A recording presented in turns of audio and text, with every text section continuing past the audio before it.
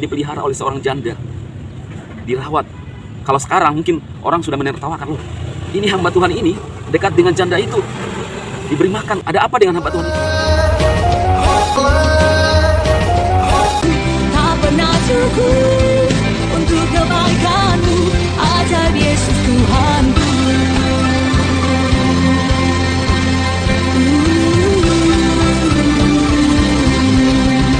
Engkau ajaib, hatiku kuat, hidupku diangkat, dosaku dibasuh. Sebelum kita melihat tayangan Pastor Andi Simon, saya ingin berdoa buat saudara semua yang melihat tayangan-tayangan ini. Saya tidak membawa minyak, tetapi apa yang kita bisa lakukan, saya mengarahkan saudara yang sakit pada hari ini, apapun pergumulanmu, kita sepakat berdoa kepada Kristus. Arahkan tanganmu ke layar bersama dengan tangan saya. Kita berdoa. Bapa, di dalam nama Tuhan Yesus Kristus orang Nazaret, aku berdoa buat mereka yang mengangkat tangan di layar. Tuhan sembuhkan sakit mereka, Tuhan lepaskan mereka yang terikat. Dan aku berdoa yang mengalami masalah-masalah pergumulan ekonomi, Tuhan berikan jalan keluar. Yang membutuhkan pekerjaan, Tuhan berikan pekerjaan. Nyatakan mujizat-Mu. Engkau datang untuk memberikan kami hidup dan mempunyai hidup dalam kelimpahan. Kami klaim firman-Mu di dalam nama Yesus terjadi buat pemirsa yang melihat tayangan ini. Dalam nama Yesus. Amin. Shalom saudaraku yang kekasih di dalam Tuhan Yesus Kristus. Senang kembali menjumpai saudara dalam channel Pastor BHI. Saya selalu berharap dan berdoa pemirsa di rumah atau di YouTube, di media sosial selalu dalam keadaan sehat dan baik semuanya. Amin. Kali ini saya ada di lapangan ya saudaraku. Saya baru selesai olahraga. Ada hal yang menurut saya unik dan menarik untuk kita renungkan. Ketika saya jalan pagi ini, saya melihat bahwa setiap manusia itu unik. Gaya berjalannya itu unik-unik, aneh-aneh, lucu-lucu. Dan apakah ketika saya melihat itu lucu menurut saya, lalu saya menegur dan saya mengarahkan bahwa ini tidak baik cara jalan Anda? Tidak. Setiap kita diciptakan Tuhan unik, berbeda, dan itulah perbedaan. Ya. Dalam kehidupan kita sebagai orang Kristen, ini suatu ilustrasi buat kita hamba-hamba Tuhan. Kita yang dipakai oleh Tuhan, atau yang merasa dipakai oleh Tuhan, atau yang merasa diutus oleh Tuhan, harus menghargai perbedaan yang ada di bangsa ini, khususnya hamba-hamba Tuhan. Kita harus mengerti namanya tubuh. Kemarin sudah sempat saya membahas, kita ini adalah tubuh Kristus. Ketika kaki kita kurang sehat, atau mata kita sakit, bagian tubuh yang lain terlibat untuk merawat. Bagaimana membersihkan mata kita, merawat, supaya mata itu bisa kembali baik. Itulah satu tubuh Kristus yang saling menopang dan saling menghargai. Dan ini seharusnya terjadi buat gereja Tuhan yang ada di Indonesia ini. Hamba Tuhan, jangan kita sibuk menyinyir hamba-hamba Tuhan yang lain, meremehkan hamba-hamba Tuhan yang lain, lalu mengatakan kita yang paling benar di antara semuanya. Bukanlah tubuh Kristus. Jangan-jangan itu adalah bagian daripada tubuh setan, saudaraku.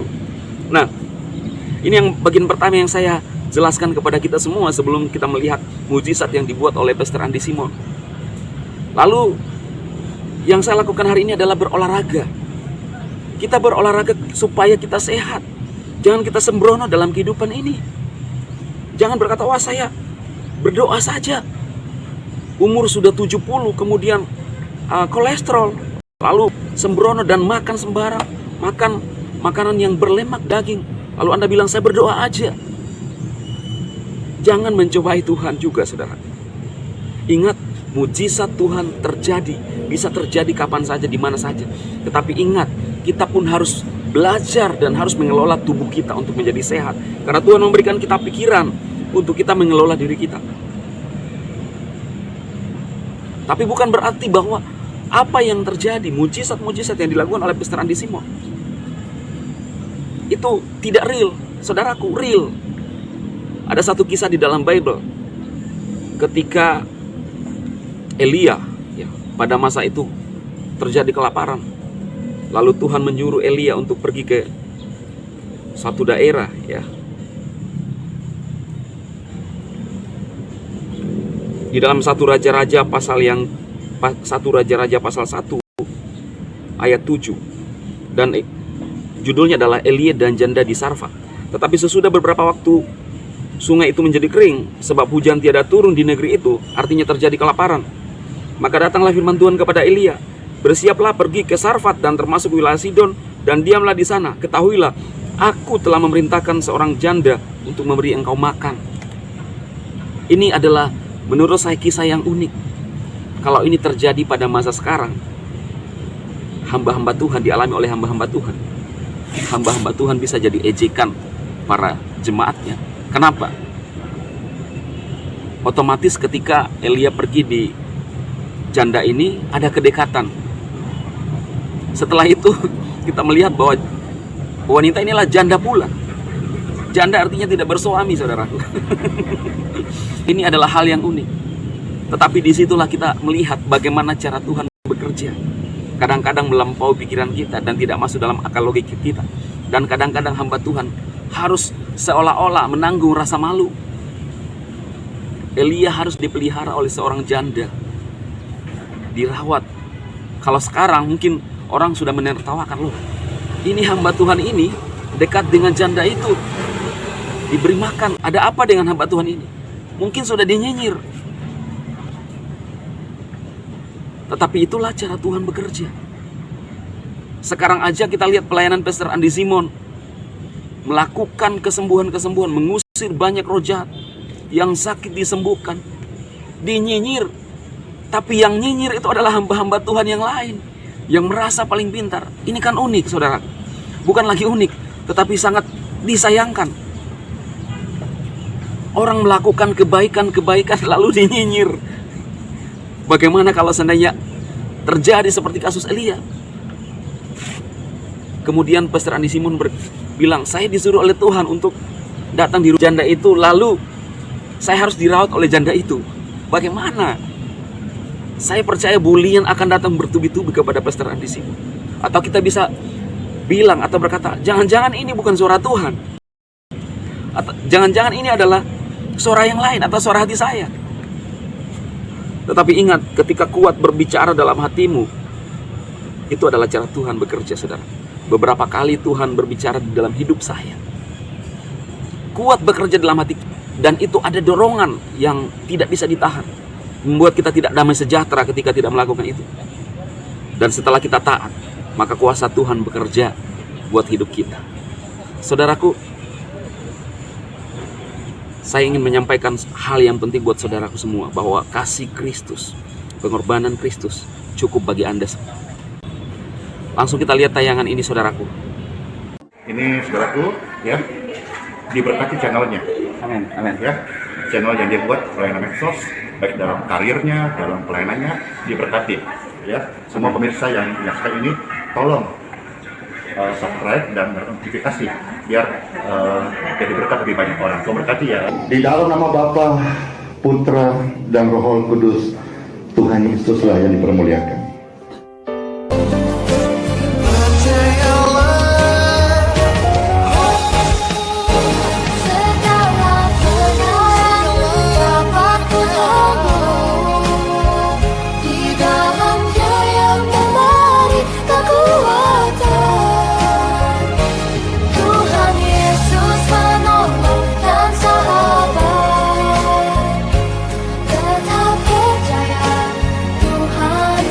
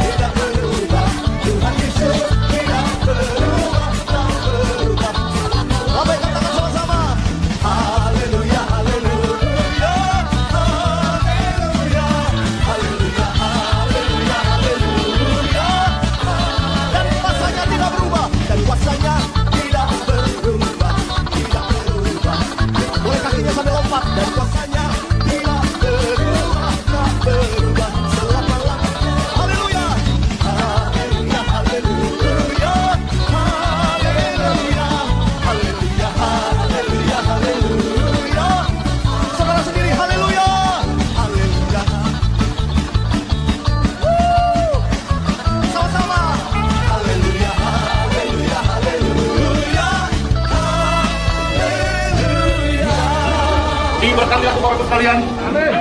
Aliran kesembuhan mengalir menjamah tubuhmu. In Jesus name.